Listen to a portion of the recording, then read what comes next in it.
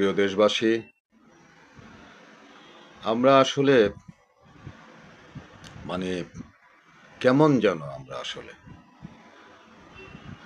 এই যে আন্দোলনটি, এই আন্দোলন শুরু হয়েছিল কোটা আন্দোলনের মাধ্যমে। ঢাকা ইউনিভার্সিটির কিছু ছাত্র সেটা শুরু করেছিল।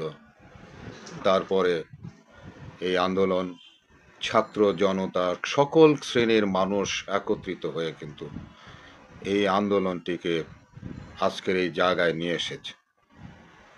কিন্তু সেই জায়গায় এখন যা দেখছি আর কি, এত সমন্বয়ক দেখছি, তারপরে আপনার মাস্টার মাইন্ড দেখছি।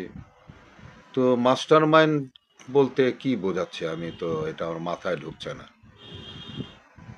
মাস্টার মাইন্ড বলতে কি বোঝাচ্ছে? তাহলে যারা জীবন দিয়েছে সেটা কি মাস্টার মাইন্ড করেই কি এই জীবনগুলো, মানে এই মানুষগুলো মারা গেছে? তাহলে তো এদের দায় দায়িত্ব তাদেরকে নিতে হবে।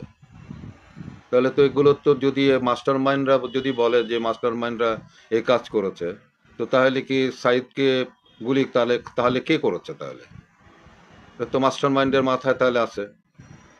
তারপরে যে প্রথম দিন যে 6-7 জন মারা গেল, তাহলে এটাও তো তাহলে মাস্টার মাইন্ডের মাথার মধ্যে আছে। তো এই যে এতগুলো জীবন এবং এতগুলো মানুষ আহত হয়েছে, এগুলো কি মাস্টার মাইন্ডের মাথার মধ্যে আছে? এগুলো কি ছিল? তাহলে যদি এটি থাকে মাস্টার মাইন্ডের, তাহলে তো তাকেও জবাবদিহি করা উচিত। তাদের তো জবাবদিহি করতে হবে। এই এই মৃত্যুর দায় দায়িত্ব তো তাহলে তাদেরকে নিতে হবে। এটা কোন ধরনের কথাবার্তা হচ্ছে? সমস্ত মানুষ মিলে যে আন্দোলন করেছে, সেখানে এখন মাস্টার মাইন্ড, সেখানে এখন সমন্বয়ক, এই সেই নানান কিছু, মানে এটা জনতার এই আন্দোলনকে হাইজ্যাক হয়ে যাচ্ছে। সকল মানুষের যে আন্দোলন সেটা হাইজ্যাক হয়েছে। আমি কেন এই আন্দোলনের সঙ্গে যুক্ত হয়েছি?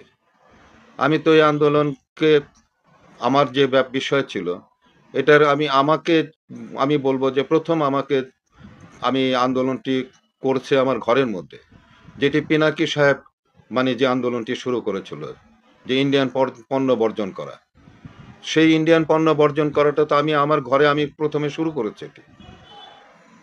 তো আমি তো বরঞ্চ তার এখান থেকে কিছুটা উদ্বুদ্ধ হয়েছে। তো এখন এই পিনাকি সাহেবকে কি এই মাস্টার মাইন্ডের মাথার মধ্যে ওনার সঙ্গে যোগাযোগ ছিল?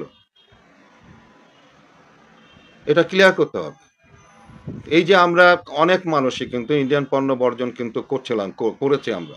তো সেখান থেকে এবং ইন্ডিয়ান যে বিষয়গুলো যেগুলো ছিল, সেই সমস্ত জিনিসগুলো আমাদেরকে যেভাবে পীড়া দিচ্ছিল, তারপরে এই যে আপনার শেখ হাসিনার বলা, যেটি যে আমি ইন্ডিয়াকে যা দিয়েছি ইন্ডিয়া সারা জীবন মনে রাখবে, এটা কি মাস্টার মাইন্ডের মাথায় ছিল? তো মাস্টার মাইন্ড কি তাকে দিয়ে বলাইছে এটা? তারপরে আপনার আরো এরকম আছে, রাজাকারের বাচ্চা বলা, এটাও কি তাহলে তার মুখ দিয়ে কি মাস্টার মাইন্ডরা বলাইছে? এই ক্ষুদ এই যে মানে ক্ষোভ, এই যে এই জিনিসগুলো, এগুলো মানে তাদের মধ্যে থেকে, যেমন কাদের সাহেব বলেছে আমার ইয়া আহ, এদেরকে দমন করার জন্য ছাত্রলীগে যথেষ্ট, তাহলে কি কাদের সাহেবকে কি মাস্টার মাইন্ডরা দিয়া বলাইছে? এই ধরনের কি ধরনের কথাবার্তা হচ্ছে এগুলো? তো মানুষের মধ্যে তো আরেকটা নতুন করে ক্ষোভের সৃষ্টি হচ্ছে। এই সকলের অর্জনকে এখন কিছু কিছু মানুষ তার অর্জন, তাদের অর্জন, এগুলো তো বলা কি এগুলো ঠিক হচ্ছে?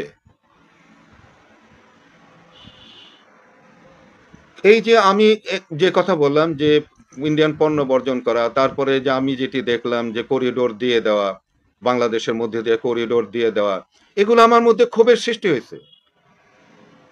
আমি অত্যন্ত ক্ষোভ ক্ষোভ মানে তারপরে এই যে মানে এদেরকে রাজাকারের বাচ্চা বলা, অমুক বলা, তমুক বলা, তারপরে এই যে কাদের সাহেবের কথা, আরেকজন বলেছে আমাদের যা গুলি আছে সেই গুলি শেষ মানে প্রতিদিন মানে এত গুলি করলে পরেও সেগুলো গুলি শেষ হবে না।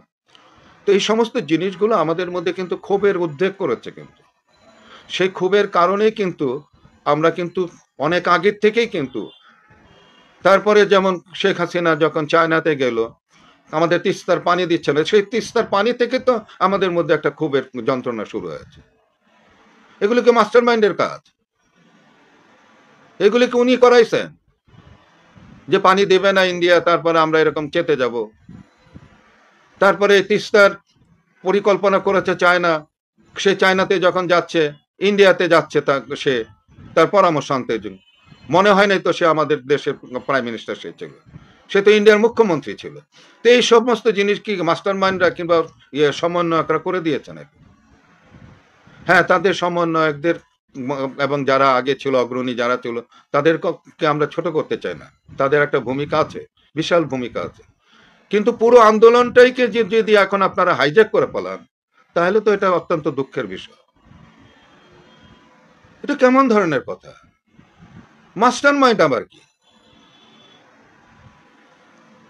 তো এই যে এই বিষয়গুলো আসলে আমি খুব বুঝতে পারছি না আসলে। দেশ তো আবার তো ডিভাইডেড হয়ে যাচ্ছে। আবার তো আমি দেখতেছি যে এটার বিভেদ বিভেদ সৃষ্টি হচ্ছে। এখানে তো অন্যান্য রাজনৈতিক দলের যারা ছিল তারাও তো এর সঙ্গে তাহলে কি এখানেও কি মাস্টারমাইন্ডের কাজ করেছে? সাধারণ জনগণ, মা বাপ, ছোট ছোট বাচ্চারা, স্কুলে সন্তানরা যারা নেমে আসছে, এখানে কি মাস্টারমাইন্ড কাজ করেছে? এগুলি কি ধরনের কথাবার্তা এখন বলা হচ্ছে?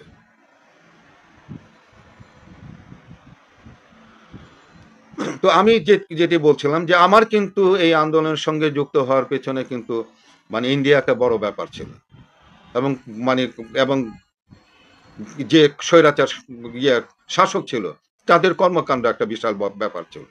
আমার কাছে মনে হয় না যে আমরা তখন স্বাধীন ছিলাম। আমাদের কাছে মনে হয়েছে যে এটা দেশটা ইন্ডিয়ার কাছে বিক্রি করা হয়েছে। একটা নতজানু সরকার, সেখান থেকে বেরিয়ে আসার একটা আমাদের সকলের আকাঙ্ক্ষা ছিল।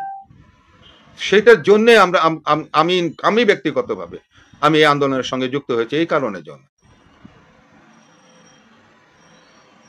তো যাই হোক, এইসব বন্ধ করে সকলকে নিয়ে দেশটাকে এগিয়ে নিয়ে যাওয়ার জন্য চেষ্টা করেন।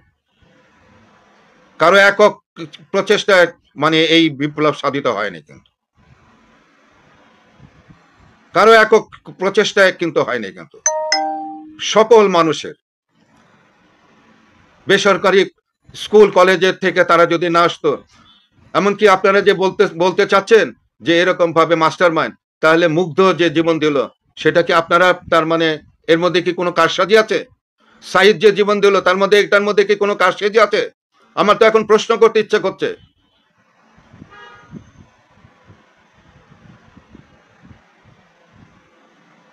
আমি আশা করব সকলেরই শুভ বুদ্ধির উদয় হবে, এবং সকলে মিলে যেন দেশটাকে আগামী প্রজন্মের জন্য একটা জায়গা আমরা নিয়ে যেতে পারি, সেই চেষ্টা যেন করি। এরকম আবার নতুন করে বৈষম্য আপনারা সৃষ্টি করেন না। বৈষম্য বিরুদ্ধে আন্দোলন দিয়ে এখন আপনারা নিজেরাই কিন্তু বৈষম্য তৈরি করছেন। আল্লাহ হাফেজ।